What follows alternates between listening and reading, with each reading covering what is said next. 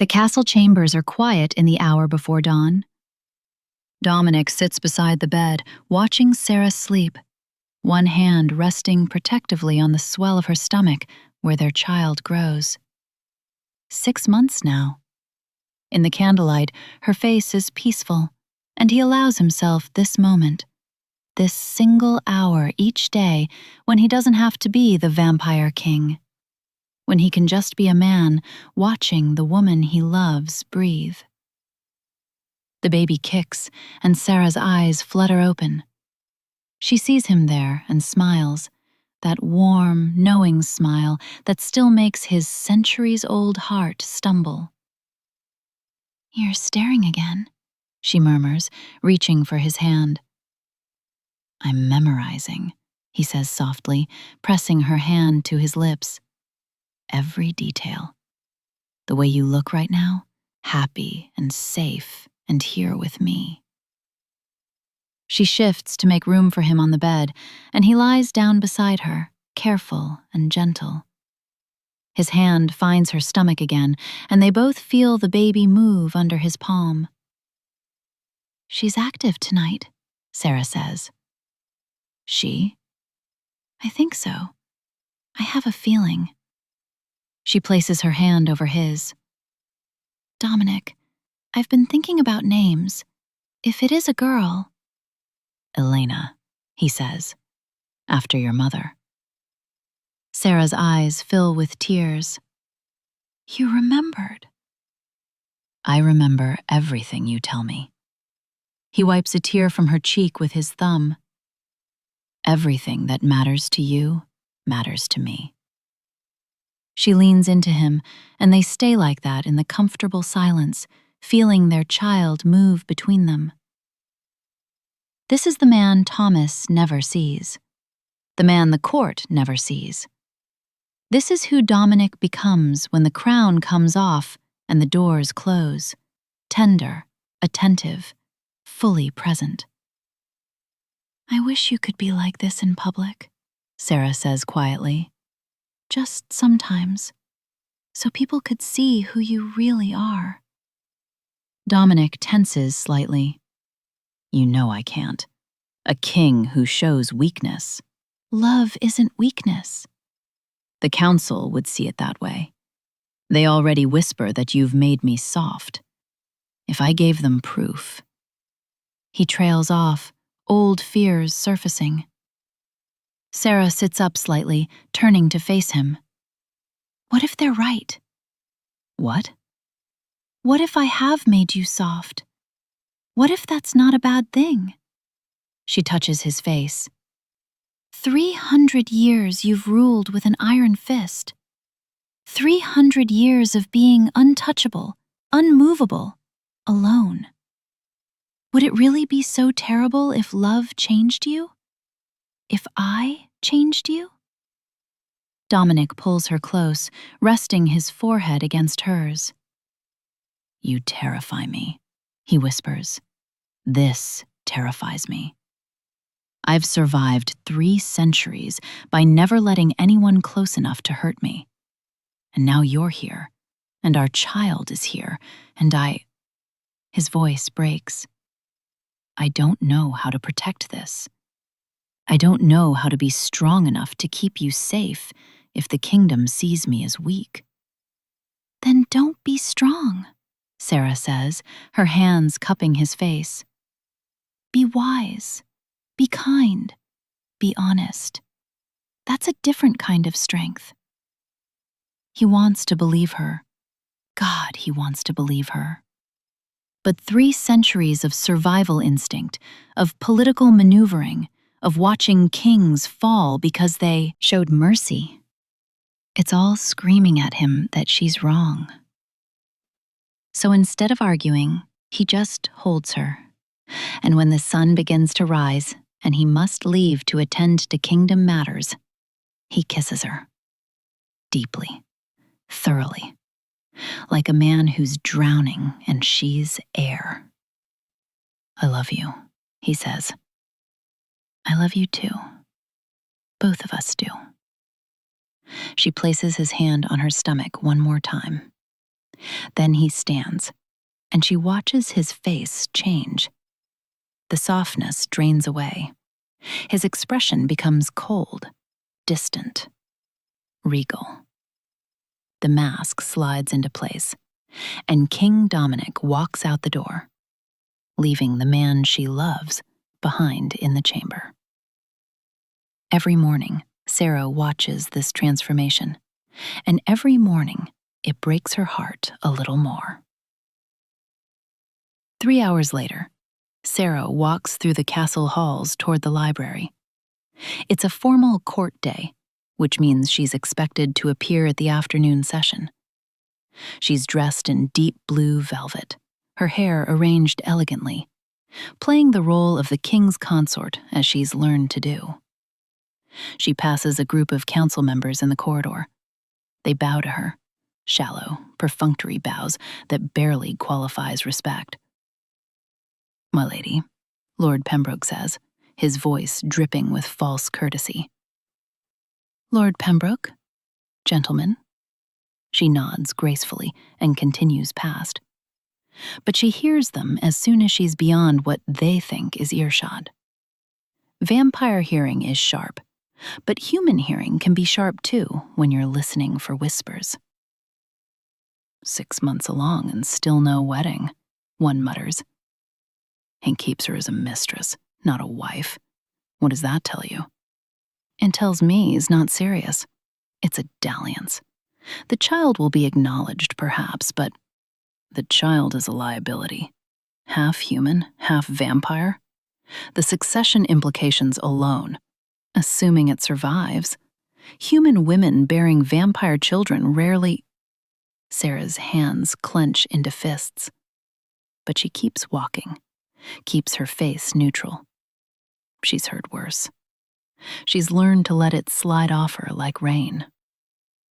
But sometimes, late at night, when Dominic is in council meetings that last until dawn, she wonders if they're right. Wonders if she's just a temporary fascination. Wonders if the man who holds her tenderly in private will ever have the courage to claim her fully in public.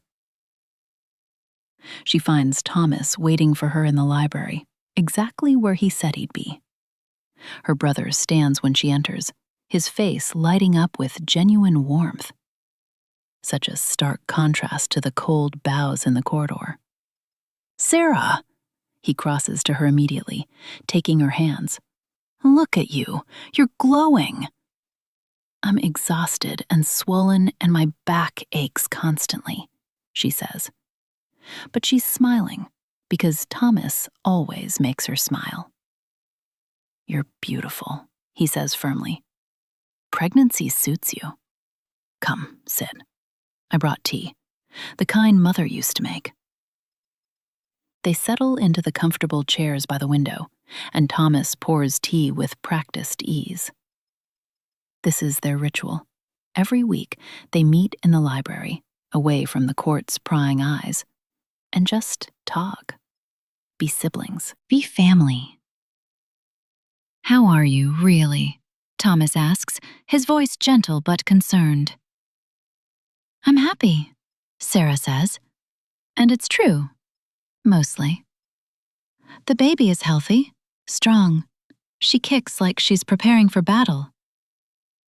She? Just a feeling. Sarah sips her tea, warmth spreading through her. Dominic thinks so too. Thomas's expression shifts at Dominic's name, something complicated crossing his face. Worry, frustration, protectiveness. "Sarah, I need to ask you something, and I need you to be honest with me." "Always." "Are you happy with him?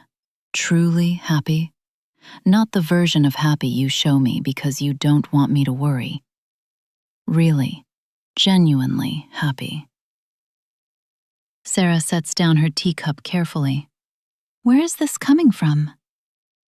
"I was at the council session yesterday. I saw how he treats you in public." Thomas leans forward, his voice intense but not angry. Sarah, he badly looked at you. You're carrying his child, and he acknowledged your presence with a nod. A nod. Like you were a minor courtier, not the woman he supposedly loves. It's complicated. It shouldn't be. Thomas runs a hand through his hair, frustrated. I see you light up when you talk about him. I see how much you love him. But I also see how he keeps you at arm's length in front of the entire court. I caring what they say about you, how they talk about you being his mistress, his— Thomas, stop! I can't stop. You're my sister. You're the only family I have left since Mother died, and I'm watching you give your whole heart to a man who won't even hold your hand in public. His voice cracks with emotion. How do I know he's not using you? How do I know that in private, when it's just the two of you, he's actually different? What if you're fooling yourself because you want to believe in him so badly? Sarah feels tears prick her eyes because these are the same questions she asks herself in dark moments. He is different, Thomas, I promise you. When we're alone, he's tender and attentive and so full of love that sometimes I can barely breathe from it. He reasons to me at night. He talks to the baby, tells her stories about the kingdom, about the world she'll be born into. He holds me like I'm precious, like I'm everything. Then why can't he be that person in public? Thomas asks, and there's pain in his voice. Why can't he show the court that he loves you? Why can't he marry you, make you his wife, give you the respect and protection you deserve? Because he's afraid. Thomas sits back, surprised. Afraid of what? Of appearing weak? Of the council thinking that loving me makes him vulnerable? Of other kingdoms seeing him as compromised? Sarah wipes at her eyes. 300 years, Thomas. 300 years he's survived by never letting anyone close, by being untouchable, cold, strong. And now I'm here, and the baby is coming, and he doesn't know how to reconcile the man he is with me and the king he needs to be for them. That's not an excuse. I know, but it's the truth. Sarah reaches across and takes her brother's hand. I know you're worried. I know this looks bad from the outside, but I love him, Thomas, and he loves me. We're figuring it out. Thomas squeezes her hand, his eyes searching her face. I just don't want you to get hurt. I don't want him to break your heart when he decides that his throne matters more than you do. He won't. How can you be sure? Because I see how he looks at our daughter when he feels her kick. I see how he fights his own instincts to show me affection in public. He's trying, Thomas. It's slow, and it's hard for him, but he's trying. Thomas is quiet for a long moment. Then he says, carefully, just promise me something. What? Promise me that if he ever hurts you, if he ever chooses his pride over your well-being, you'll leave. You'll come to me. You won't stay with him just because you've invested so much love in him. Sarah wants to say that will never happen, wants to defend Dominic absolutely, but there's a small part of her, the part that hears the council's whispers and feels his coldness in public, that hesitates. I promise, she finally says. They finish their tea talking about lighter things, childhood memories, the school Thomas volunteers at teaching orphans to read, Sarah's plans for the nursery. But the concern never quite leaves Thomas's eyes. When they part ways, Thomas holds her a moment longer than usual. "I love you, little sister," he says. "I love you too. And I'm here, always, no matter what. If you need me, I'm here." She doesn't know why those words make her want to cry, but they do. That afternoon, Sarah attends court as required. She sits in the designated seat for the king's consort, close enough to show she belongs, far enough that she could be Furnaranium. Dominic sits on his throne, looking every inch the immortal king, powerful, cold, untouchable. When she entered the chamber, he glanced at her once, nodded. Then his attention returned to the matters of state as if she didn't exist. It stings every single time. The council is discussing trade agreements. Sarah tries to pay attention, but her back aches and the baby is restless. She shifts in her seat, trying to get comfortable. Lord Pembroke is mid-sentence about tariffs when Thomas enters the chamber. He's recently been appointed as civilian advisor on human-vampire relations, a position created to help bridge the growing divide between the mortal and immortal populations. It's an honor, but also a test. The council doesn't trust human advisors. They're looking for any excuse to say mortals don't belong in vampire politics. Thomas bows to Dominic. "Your Majesty, forgive my lateness. The human settlement representatives were delayed by the storm." "Take your seat, Thomas," Dominic says, his voice formal but not unkind. Thomas moves to the advisors section. He catches Sarah's eye as he passes, gives her a subtle smile of support. She smiles back, grateful for his presence. The discussion continues. Then Lord Henry brings forth a new matter, a proposal to delay humanitarian aid to a human settlement on the northern border in favor of reallocating those resources to reinforce military positions in the south. "The southern border faces increased threat from hostile vampire factions," Henry explains. "Every resource matters. The northern settlement can wait another season for the new wells and medical supplies." "Another season means another winter without clean water," Thomas says, unable to stay silent. "Your Majesty, if I may." All eyes turn to him. Sarah sees Dominic's jaw tighten almost imperceptibly. "Speak," Dominic says. Thomas stands, addressing the council respectfully. "The northern settlement has been loyal to the kingdom for 3 generations.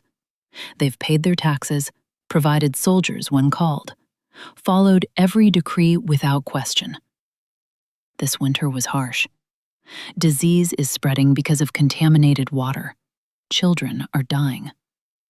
We promised them aid 2 months ago." "And they will receive it," Lord Pembroke interjects smoothly. "In due time. The king's military concerns must take precedence." "I understand the strategic importance," Thomas says, and Sarah can hear him choosing his words carefully. "But with respect, I believe we can do both. The aid package for the settlement is minimal compared to the military budget. Delaying it sends a message to all human settlements that their lives are expendable when vampire concerns arise. It undermines the very unity Your Majesty has worked to build." It's reasonable. It's respectful. It's well argued. But Sarah sees Dominic's face go colder. She knows that look. It's the look he gets when he feels challenged, when his authority is questioned, when he's deciding whether to be merciful or to prove his strength. The council is watching, waiting. Several members are smirking. They see this as a test. Will the king show weakness by considering his human advisor? Or will he put the mortal in his place? Sarah wants to call out, to support Thomas, to say that he's right. But she knows that will only make it worse, make Dominic feel more pressured, more scrutinized. "Your concern is noted," Dominic says, his voice ice. However, military security must take precedence over civilian comfort. The decision stands. The aid will be delayed until the southern fortifications are complete. Thomas opens his mouth, and Sarah silently begs him not to push. "Please, Thomas, not here, not now." But her brother is his mother's son, stubborn when he believes he's right. "Your Majesty, I understand the decision, but I ask you to reconsider. The cost in lives—" "This discussion is closed," Dominic cuts him off, his voice hard as stone. "The Crown has spoken." The council chamber goes absolutely silent. Thomas stands there for a moment, and Sarah can see the hurt on his face.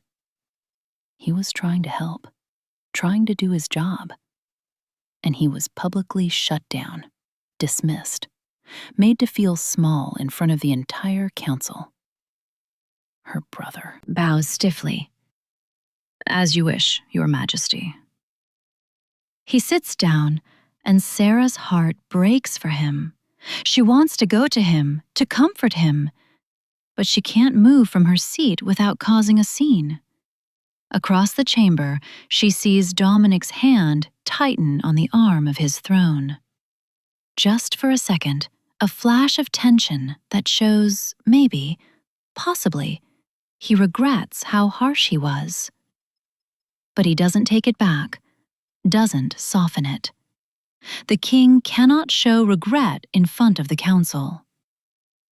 The session continues, but Sarah barely hears it. She's watching Thomas, who stares straight ahead, his face carefully neutral, but his hands clenched in his lap. She's watching Dominic, who hasn't looked at her once since he dismissed her brother. When the session finally ends, Thomas leaves quickly without approaching her. Dominic remains on his throne, speaking with Lord Henry and other counselors, and doesn't acknowledge her departure. Sarah walks back to her chambers alone, and for the first time since she fell in love with the Vampire King, she wonders if Thomas might be right to worry. That night, Dominic comes to her chambers later than usual. When he enters, she's sitting by the window, hands resting on her stomach, staring out at the moonlit gardens. "Sarah," he says, and his voice is soft again. The king is gone. The man is back. She doesn't turn around. He crosses to her, kneels beside her chair. "I know you're angry about this afternoon." "I'm not angry," she says quietly. "I'm sad." "Because of Thomas." "Because you humiliated him in front of the entire council, when all he was trying to do was help people." She finally looks at him, and there are tears in her eyes. "He was right, Dominic. You know he was right. Those people need help.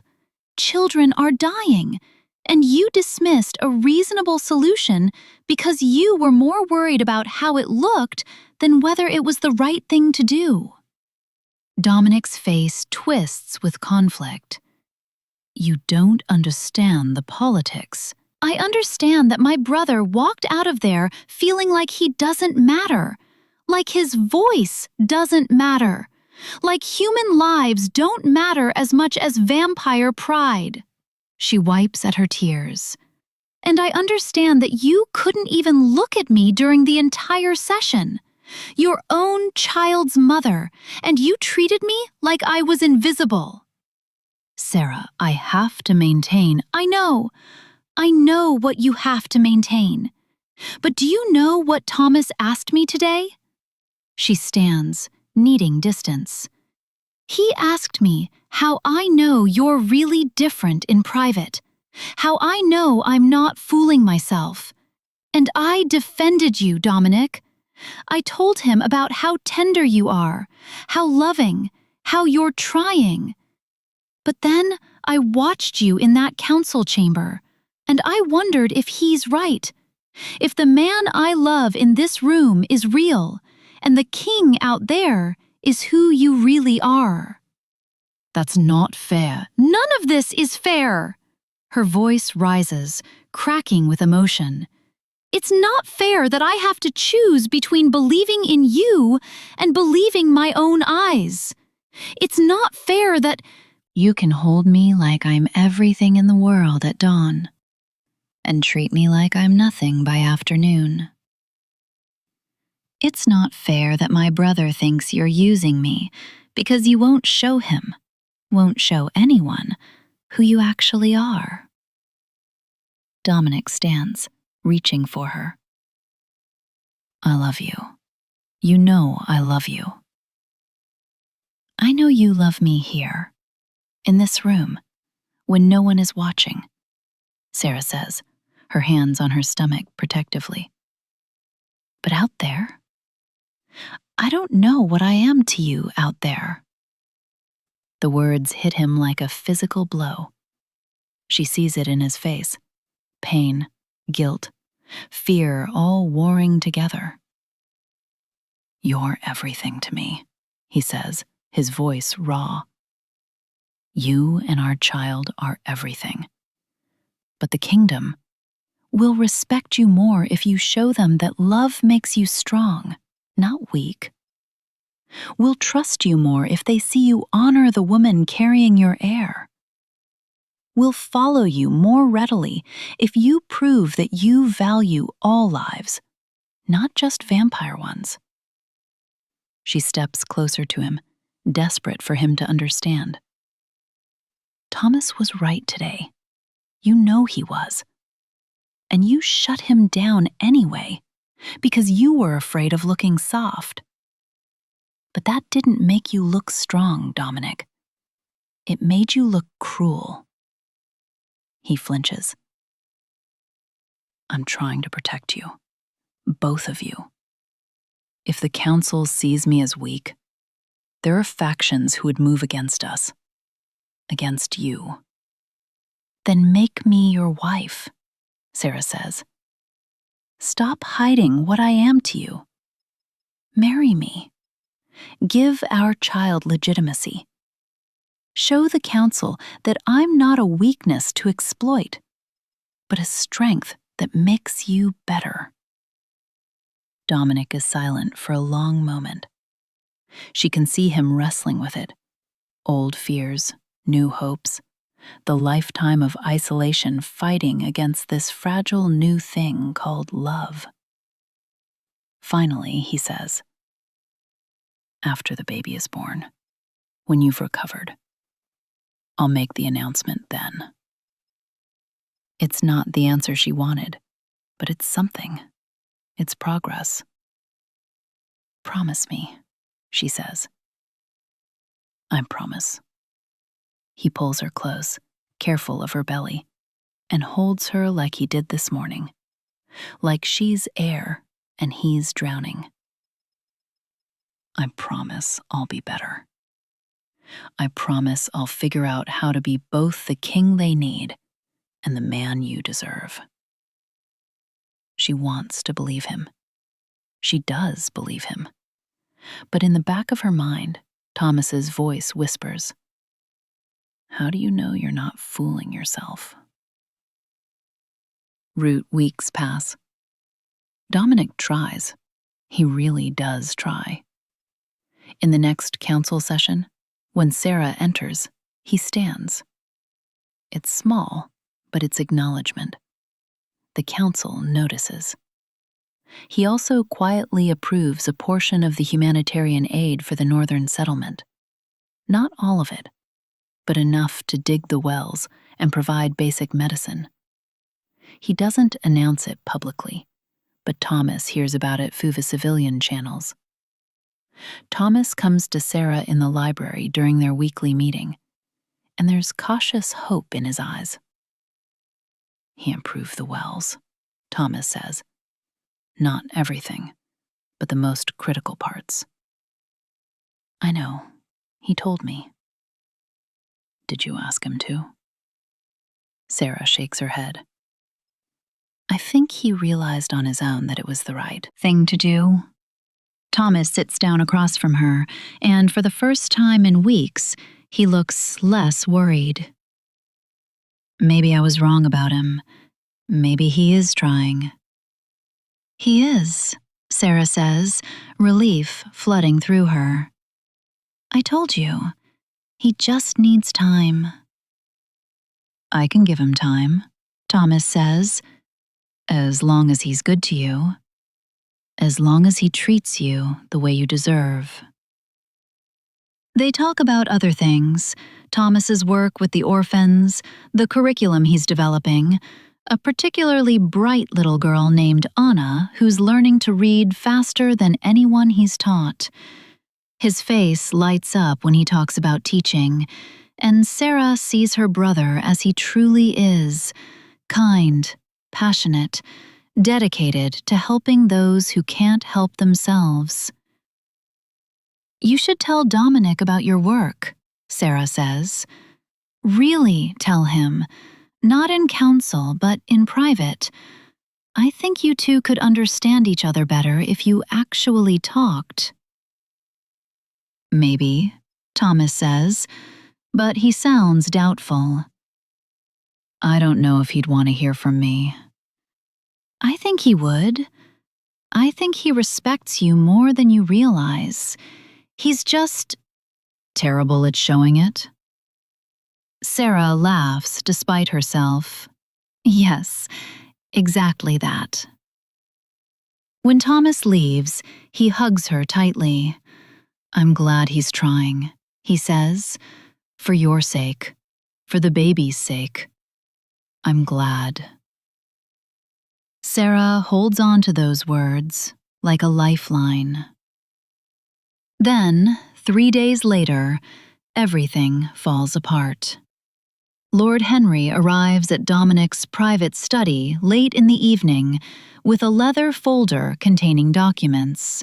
His face is grave, his usual composure shaken. Your Majesty, I have something you need to see. I wish I didn't have to show you this. Dominic looks up from the reports he's reviewing.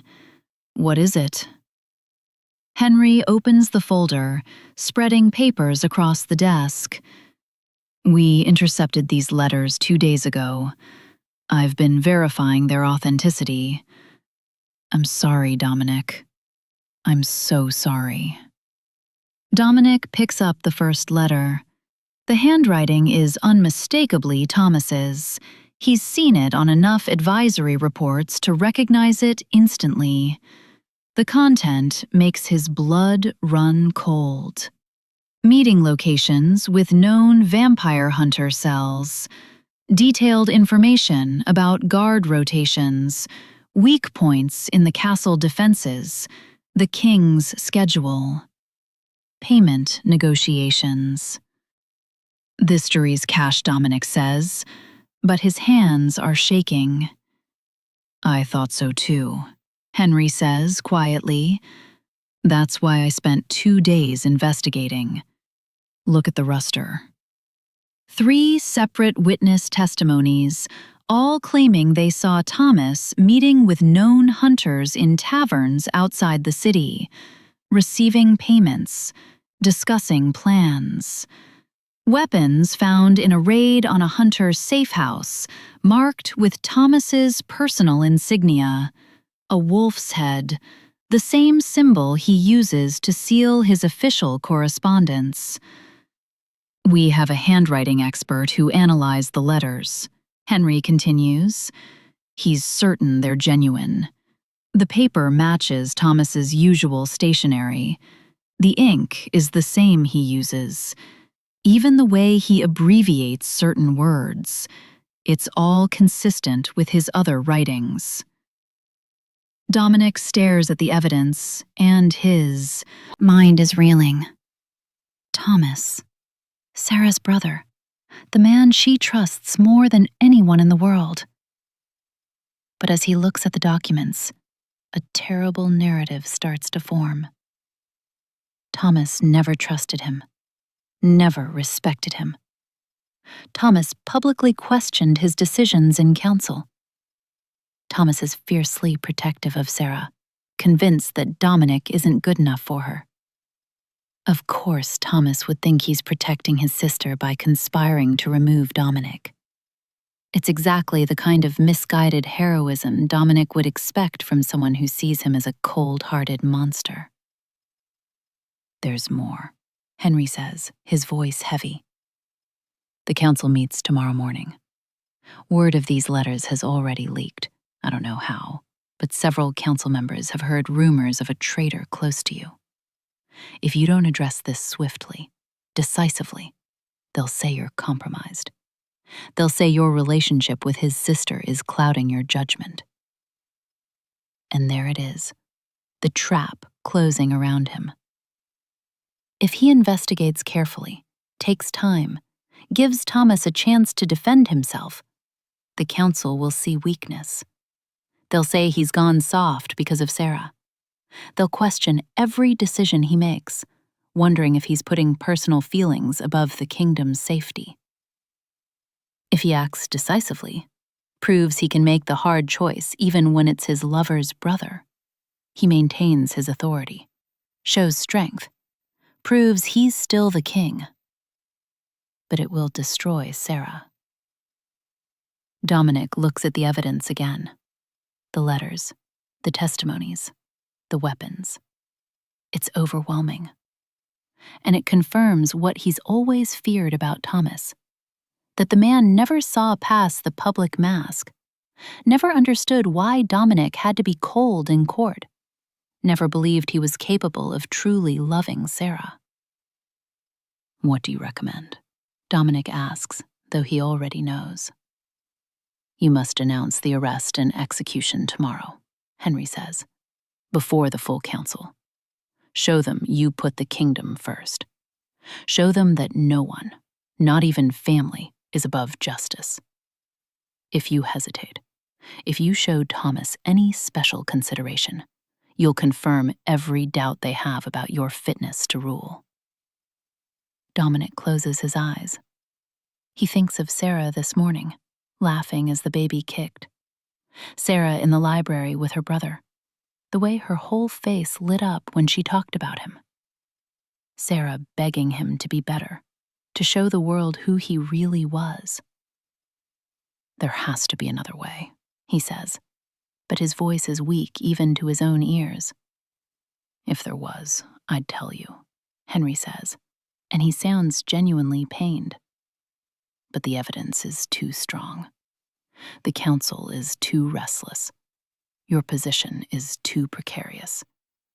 You're a vampire king with a human lover who's about to bear your child. They're looking for any excuse to say you've become weak, that you've lost your edge. If you can't deal with a traitor in your own family, how can you deal with actual threats to the kingdom?" Every word is true. Dominic knows it's true. "I need time to think," he says. "You have until morning," Henry says. "The council meets at dawn. Whatever you decide, it has to be final. No hesitation, no second guessing." When Henry leaves, Dominic sits alone in his study, staring at the evidence of Thomas's betrayal. He should go to Sarah, should tell her, should hear what she has to say. But if he goes to her, she'll beg him to investigate further. She'll insist her brother is innocent. She'll ask him to choose her over the kingdom. And the terrible truth is, he doesn't know if he's strong enough to say no to her. So instead, he makes the decision alone. The way he's made every difficult decision for 300 years. Alone. Cold. King first, man second. He tells himself it's to protect her, to protect the baby, to protect the kingdom. He tells himself Thomas is guilty. The evidence is clear. He tells himself he's making the hard choice, the necessary choice. He tells himself a lot of things that night. None of them make him feel less hollow. The next morning, Dominic announces to the full council that Thomas Hartwell has been arrested for conspiracy and treason. The execution will be held in 2 days. No trial. The evidence is overwhelming. The council approves with barely a murmur of discussion. Several members actually look pleased. The king has proven he's still strong, still capable of ruthless action when necessary. Sarah doesn't learn about it from Dominic. She learns about it when guards come to her chambers and inform her that her brother has been arrested and will be executed in the public square in 2 days. She doesn't believe them at first. It has to be a mistake. Has to be. She rushes through the castle, looking for Dominic, her pregnant belly making her clumsy, but she doesn't care. She has to find him. He'll explain. He'll tell her it's not true. She finds him in the throne room with Lord Henry, reviewing execution protocols. Dominic!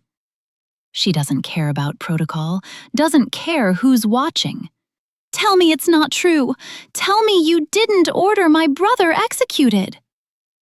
He looks at her, and his face is the cold mask she hates.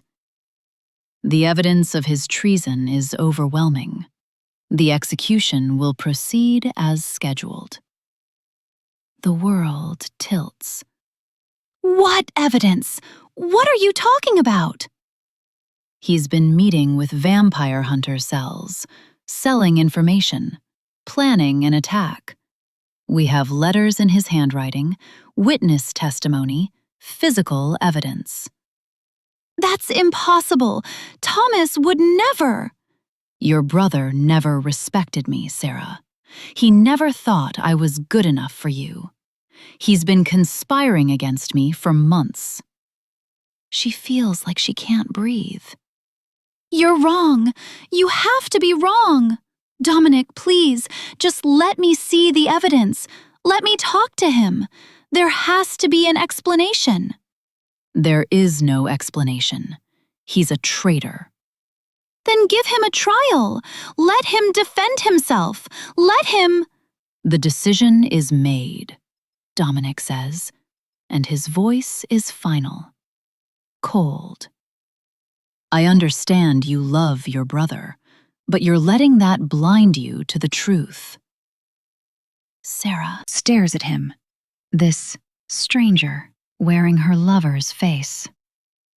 Please, she whispers, her hands going protectively to her stomach.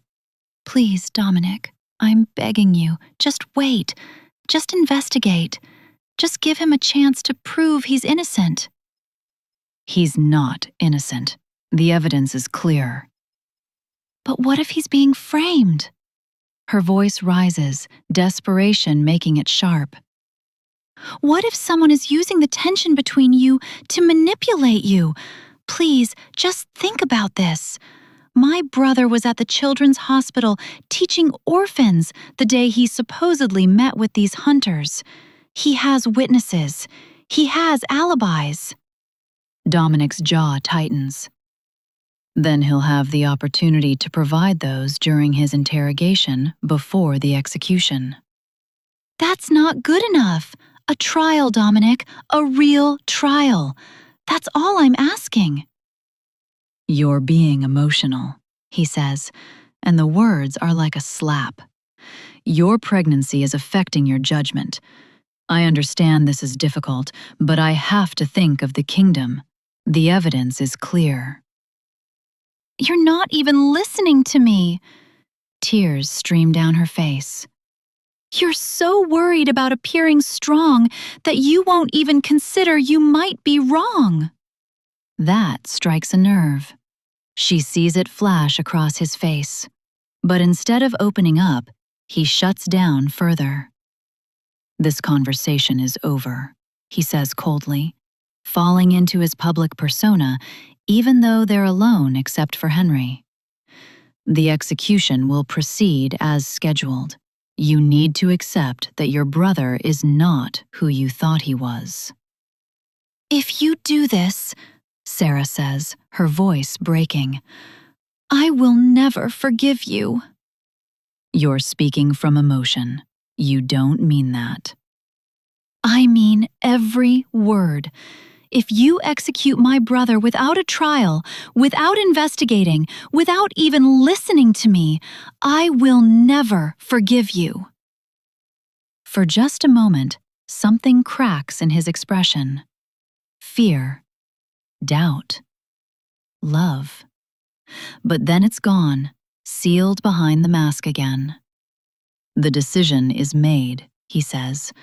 "I'm sorry you can't see that I'm protecting us." Sarah looks at him, really looks at him, and sees the man she's been afraid he was all along. The cold king who values his throne more than truth, who cares more about appearing strong than being right. Thomas was right about him. She turns and walks away, one hand on her stomach, and Days doesn't look back. For the next 2 days, Sarah tries everything. She begs Lord Henry to show her the evidence. He refuses, says it's classified. She tries to visit Thomas in the dungeons. The guards won't let her pass. She appeals to council members. They dismiss her as a hysterical woman, too emotional to see reason. She goes to Dominic twice more. Each time, he's colder, more certain, more entrenched in his decision. "Please," she sobs on the evening before the execution, on her knees in front of him in his study. "Please, I'm begging you, just wait, just one more week to investigate properly. Please." "No," he says, and his voice is stone. "Sarah, enough. Your brother betrayed the kingdom. He betrayed me. He betrayed you. Even if you can't see it yet. I'm doing this to protect us, to protect our child." "Our child's uncle!" she screams. "You're executing our child's uncle!" "I'm executing a traitor. The matter is closed." She leaves his study and doesn't return to their shared chambers. She sleeps in a guest room, curled around her belly, whispering apologies to the baby. Apologies that her child will grow up without an uncle because her father was too proud to seek truth. The morning of the execution, Sarah stands in the crowd in the public square. She's heavily pregnant, barely able to stand, but she will witness this. She will not let her brother die alone. Thomas is brought out in chains. He looks thinner, exhausted, but when he sees her in the crowd, his face transforms with love and sorrow. "Sarah," he calls out, his voice hoarse. "Sarah, I'm innocent. I swear to you, I'm innocent." She pushes forward through the crowd, screaming, "He's innocent! Dominic, please, he's innocent!" The guards hold her back from rushing the scaffold. Thomas is forced to his knees. The executioner raises the blade. "I love you, Sarah," Thomas shouts, tears streaming down his face. "I'm sorry I couldn't protect you. I'm sorry." "Thomas, no! Dominic, stop this, please!" But Dominic stands on the royal platform, his face a mask of stone, and gives the signal. The blade falls. Thomas's head separates from his body. Sarah screams, a sound of such raw, primal agony that people will talk about it for years after. Her legs give out. She collapses to the cobblestones, clutching her stomach, screaming her brother's name over and over. The trauma triggers early labor. The last thing she sees before the pain overtakes her is Thomas's blood pooling on the scaffold, and Dominic, standing above it all, cold and untouchable. Exactly what Thomas always feared he was. They rush Sarah to the castle's medical wing. The labor is too early, too fast, too violent. The midwives work frantically, but everyone knows it's too early. 6 months is too early. Dominic paces outside the room, his hands shaking, Thomas's blood still visible on his formal robes. He can hear Sarah screaming inside, screaming in pain and grief, and part of him wants to run, wants to be anywhere but here, listening to the woman he loves suffer because of what he's done. But he stays, because he's the king, because he has to see this through. Hours pass. The screaming eventually stops, replaced by a different sound. A tiny, weak cry that lasts only seconds before falling silent. Then nothing. Just crushing, terrible silence. The door opens. The head midwife steps out, her face grave. "Your Majesty," she says quietly, "I'm so sorry." Dominic's world stops. The child? His voice doesn't sound like his own. "A daughter. She tried, but she was too small, too early. She took 3 breaths, and then..." The midwife wipes tears from her own eyes. "I'm so sorry." "And Sarah?" "Alive. Physically, she'll recover. But, Your Majesty, perhaps you should wait before..." Dominic pushes past her into the room. Sarah lies in the bed, pale and devastated, holding a tiny bundle wrapped in white cloth. The baby, their daughter, is so small she barely seems real. Dark hair like his, Sarah's delicate features. Perfect. Gone. Sarah looks up when he enters, and the expression on her face will haunt him for the rest of his immortal life. Not anger, not even hatred. Emptiness. Complete, devastating emptiness. "Her name is Elena," she says, her voice hollow and dead. "I named her before she died, so she wouldn't leave this world nameless.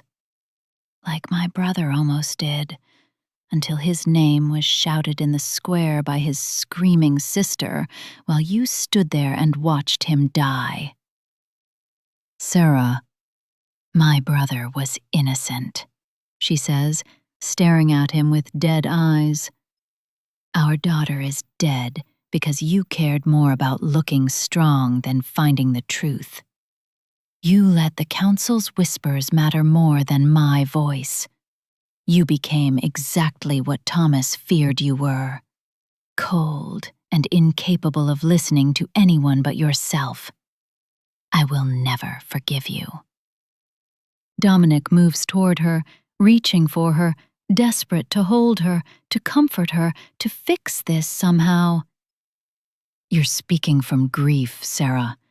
I know you're hurting, but in time what?" She cuts him off, her voice like broken glass. "In time, I'll forget my brother died begging for a trial you refused to give him? In time, I'll forget holding our daughter as she stopped breathing because the trauma of watching you execute an innocent man triggered labor too early. In time, I'll forget that I told you, I begged you, that something was wrong, and you called me hysterical. You don't understand the evidence. I understand that I pleaded with you to wait, to investigate, to give Thomas a chance, and you dismissed every word I said. You didn't even look at his alibis. You didn't check the hospital records. You didn't interview the nurses. You just decided he was guilty because it fit your narrative, because it proved a point to your counsel, because you were more afraid of looking weak than of being wrong. Every word is a knife in his chest, but he can't deny them, can't defend himself. Because she's right. He didn't investigate. He didn't check. He just decided. There is no us anymore, Dominic, Sarah continues, and her voice is eerily calm now, broken calm. You killed my family because you were afraid of appearing weak. That makes you the weakest man I've ever known. Thomas was right about you. You are cold, all the way through. You're overwrought, he says, grasping for control, for the script he knows. You don't mean that. When you've had time to grieve, get out, she says quietly. Get out of my room. Get out of my life. Sarah, please, get out! She screams it, clutching Elena's tiny body to her chest. Get out! You've taken everything from me. My brother, my daughter, my future. You don't get to be here for this. You don't get to grieve with me. This is your fault. Get out. Dominic stands there, frozen, watching her break into sobs over their daughter's body. And he doesn't know what to do. For 300 years, he's known what to do in every situation. But this is beyond him. A guard appears at his shoulder. Your Majesty, the council is convening. They're waiting for your report on the matter. The matter. Thomas. The execution. The proof of his strength. Dominic takes one last look at Sarah, broken, grieving, holding their dead child, and leaves. Because he's the king, and the king doesn't get to fall apart. Over the following days, Sarah refuses every attempt he makes to see her. The midwives bring him reports. She's healing physically, but barely eating, barely sleeping, just sitting with Elena's ashes in a small urn, refusing to let go. She insists Thomas was innocent, keeps saying it to anyone who will listen, the guards, the servants, the midwives. My brother was innocent.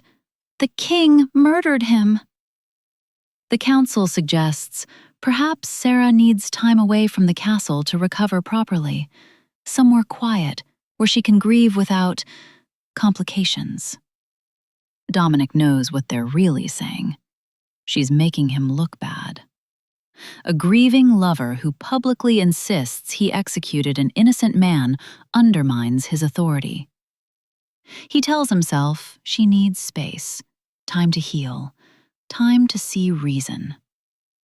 He tells himself that if she gets away from the castle, away from the reminders, she'll eventually understand he did what he had to do. He tells himself a lot of things. The truth is, he can't bear to look at her devastated face every day and see his own failure reflected back. So he banishes her. He calls it a temporary leave for health reasons, gives her money, a substantial purse of gold, a travel pass to any province, and offer to set her up in whatever manner she chooses. Everything except the thing she actually wants: acknowledgement that he was wrong. Sarah takes the gold without a word. She packs a small bag, takes the urn with Elena's ashes and a wooden box containing a lock of their daughter's hair and the white cloth she died in. The night she leaves, she stops at his study door. He looks up, hoping, desperately hoping, she's come to say goodbye, to say she understands, to say she'll come back. Instead, she just looks at him with those empty eyes and says, "I hope the crown was worth it." Then she's gone. Dominic tells himself she'll come back when she's ready to be reasonable. She doesn't. Days become weeks. Weeks become months. Months become years. 5 years pass. Dominic buries himself in ruling. The council is satisfied. He proved his strength by executing a traitor, even one close to his heart. The kingdom is secure. Trade flourishes. The borders are safe. Everything is fine. Except the castle feels like a tomb. Dominic finds himself standing in the empty nursery more often than he'll admit. The cradle sits unused, covered in dust. Elena's tiny gown hangs in the wardrobe. Sometimes he holds it and tries to remember what she looked like in Sarah's arms. 3 breaths. That's all his daughter got. 3 breaths, and then nothing. He knows exactly where Sarah is. Henry's spies reported back within a week. She went to her late mother's sister, Aunt Marie, in a village 3 days north. She's opened a school, teaching children to read and write, living her life without him. Dominic doesn't go to her. His pride won't allow it. She needs to come back on her own. She needs to admit she was wrong about Thomas, that the evidence was overwhelming, that Dominic had no choice. She needs to be reasonable. But deep down, in the moments when he's alone in the dark, he knows the truth. He's not waiting for her to be reasonable. He's waiting because he's terrified. Terrified that if he goes to her and she still rejects him, he'll have to face the possibility that she was right, that he destroyed everything for nothing, that Thomas really was innocent. Then Lord Henry falls gravely ill. It starts with a fever that won't break.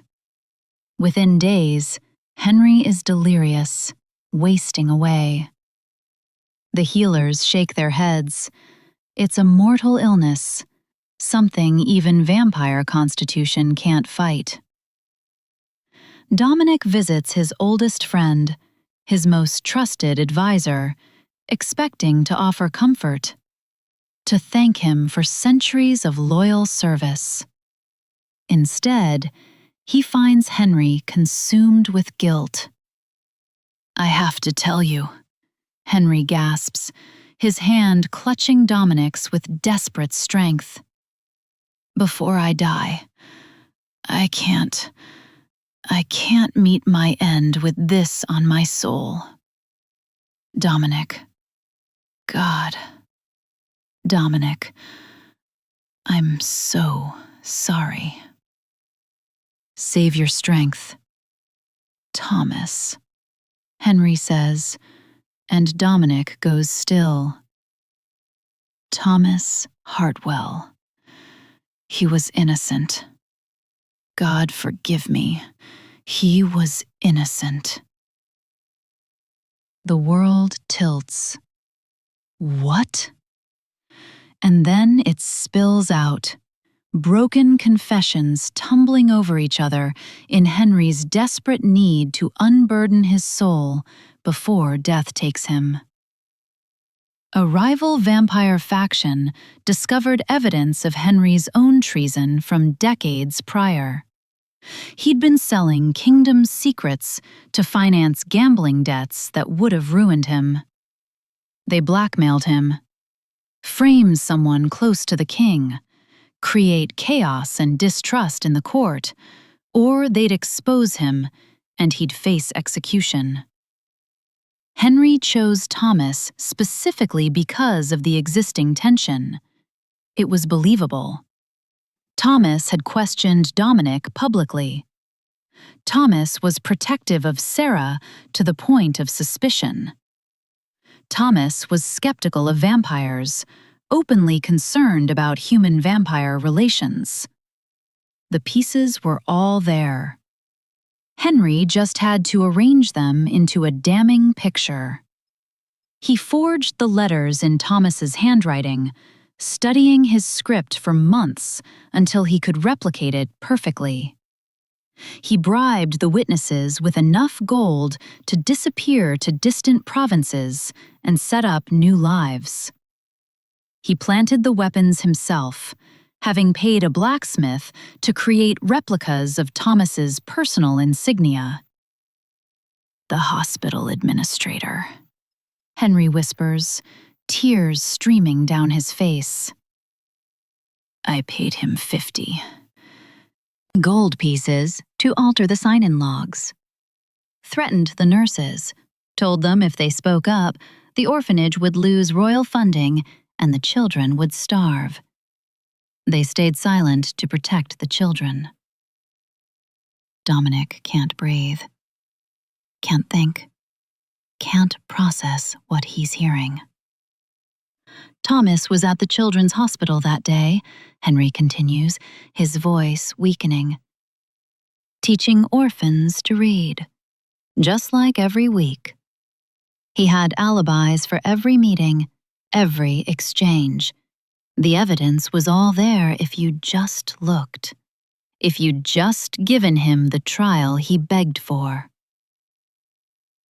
"Stop," Dominic whispers. "But I made sure you were too proud, too afraid to look weak. I fed your insecurities. I manipulated your fear that the council thought you'd gone soft. I turned your love for Sarah into a weapon." Henry's grip tightens. "There was a little girl, Anna. She was Thomas's best student.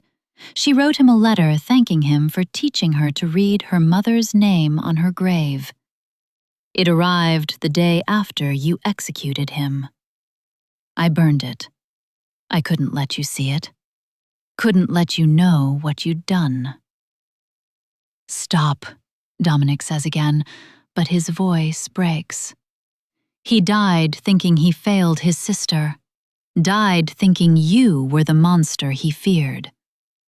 And you proved him right."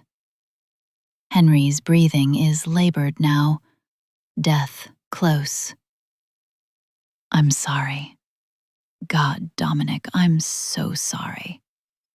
I destroyed everything. Your love, your child, your future. I killed an innocent man and let you take the blame. I'm sorry. Henry dies mid-sentence, leaving Dominic alone with the confession and the horrifying truth. For a long time, Dominic just sits there, holding the hand of his dead friend. His betrayer, the man who destroyed his entire life. Then he stands, walks to the window, and screams. It's not a human sound. It's the sound of a soul shattering. The investigation Dominic orders confirms every detail of Henry's confession.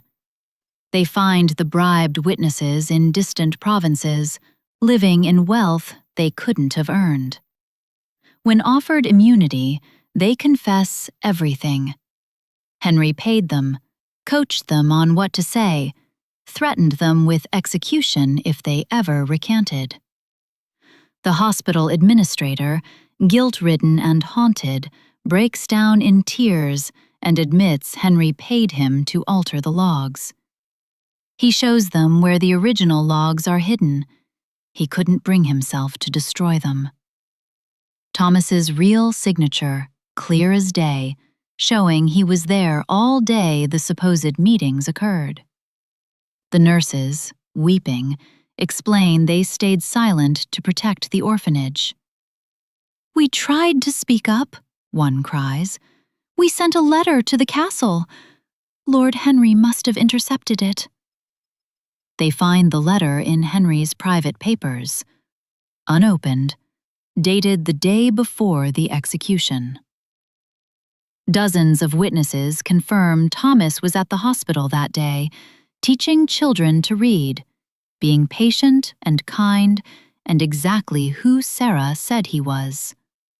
They find children's drawings of Teacher Thomas, letters of thanks from parents, a curriculum he'd developed to help struggling readers.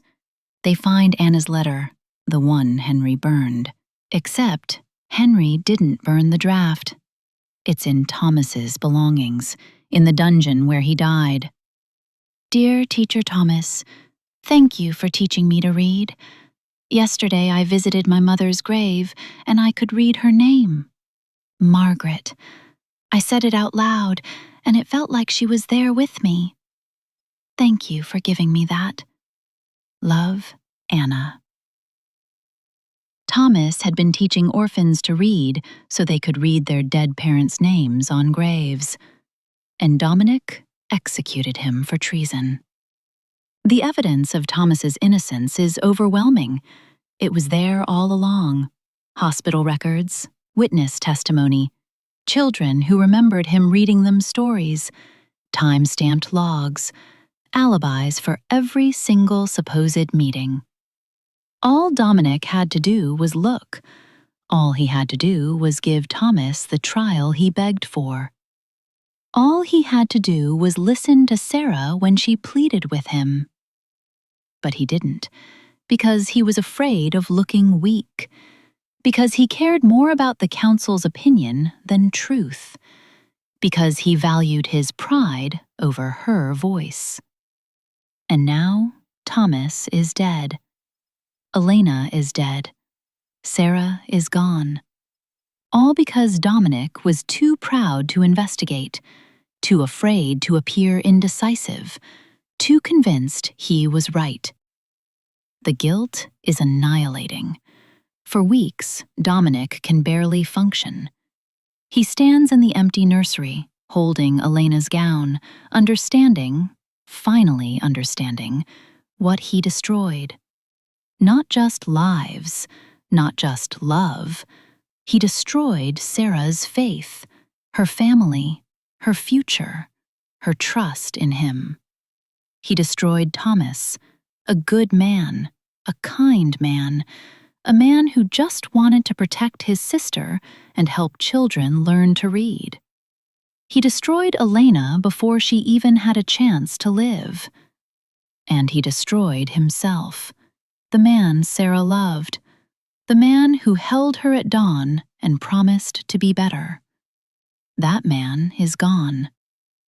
Murdered by the same pride that murdered Thomas. Dominic goes to Sarah. The village is exactly where the report said, 3 days north. He finds her school easily. It's modest but well-loved, children's laughter spilling from the windows. Through the window, he sees her. She's thinner than she was, her face marked by grief that settled into her bones. But there's peace in her eyes that wasn't there when she left. She's helping a small boy with his letters, patient and encouraging, and the child's face lights up when he finally gets it right. She's teaching the way Thomas taught, keeping his legacy alive.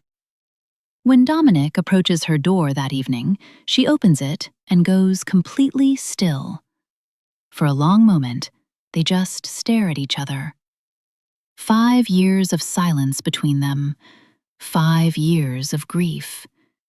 Then she says, in a voice devoid of emotion, "You need to leave." "I know the truth," he tells her, his voice breaking. Thomas was innocent. Henry framed him. He confessed everything before he died. I was wrong. I was so wrong. Sarah, I'm sorry. God, I'm so sorry. She stares at him for a long moment, her face unreadable. Then she says quietly, "You're 5 years too late." No, your apology means nothing. You killed my brother because you were afraid of looking weak, and that fear killed our daughter too. Now you know you were wrong, and you want me to make you feel better about it. I won't. I don't want you to make me feel better, Dominic says desperately. I need you to know the truth. I need you to know that Thomas was innocent, and I was wrong, and I already knew that, she interrupts, her voice hard. I told you he was innocent. I begged you to investigate. I pleaded with you to give him a trial. You called me hysterical. You dismissed me as emotional. You chose your pride over my voice, over my brother's life, over our daughter. She steps closer, and he can see the tears in her eyes now, not of sadness, but of rage. Do you know what the worst part was? She asks. Not that you executed him. Not even that you refused to investigate. The worst part was that you made me doubt myself. You were so certain, so convinced he was guilty, that I started to wonder if maybe I was wrong. Maybe I was being emotional. Maybe I couldn't see clearly because of my love for him. You made me doubt my own brother's innocence while he was dying in a cell. Sarah, I carried that guilt for 5 years, she continues, wondering if I failed him, if I should have fought harder, should have found a way to prove his innocence, should have saved him. And all this time, you knew. You could have known if you just looked that he was innocent, that I was right, that every word I said was true. I know, Dominic says, and he's crying now, openly. I know, and I'm sorry. I'm so sorry. So yes, Dominic, I know Thomas was innocent. I've known that for 5 years. The question is, what are you going to do about it now? He doesn't have an answer. What can he do? Thomas is dead. Elena is dead. He can't bring them back. He can't undo the past 5 years of Sarah's grief, of her guilt, of her loneliness. He opens his mouth to say something, anything, but she holds up a hand. Save it. There's nothing you can say that will change what happened. So if you came here for forgiveness, for closure, for absolution, you're not getting it from me. Now leave. Let me have the peace I've built without you. I can't, he says. I can't just walk away. I named to make this right. You can't make this right. That's the point. My brother is dead. Our daughter is dead. 5 years of my life are gone. You can't fix any of that. Then let me try to become better. Let me prove that I've learned.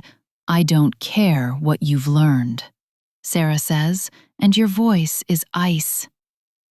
I don't care if you've grown or changed or seen the error of your ways. None of that brings back what I lost. None of that gives Elena a life. None of that lets me see my brother one more time. Your personal growth means nothing to me." The words hit him like physical blows, but he takes them, deserves them. "You're right," he says. "You're right about all of it, but I'm going to stay anyway. Not in your life, I know I don't deserve that, but in this village. I'm going to prove, even if you never speak to me again, that I can become someone who would never make that mistake again." "I don't want your redemption arc," she says. "I want my brother back. I want my daughter back. I want the life I should have had. Can you give me that?" "No." "Then leave." "No." They stare at each other, and something flickers across her face. Surprise, maybe, or frustration, or the faintest hint of curiosity. "I'm going to stay," Dominic says again. "I'm going to abdicate my throne. I'm going to publicly admit what I did. I'm going to honor Thomas the way he deserved. And then I'm going to spend whatever time I have left trying to become someone worthy of the love I destroyed. You don't have to forgive me. You don't have to speak to me. But I'm staying." Sarah looks at him for a long moment. Then she steps back and closes the door in his face. But she doesn't tell him to leave the village. And somehow, that's enough to start.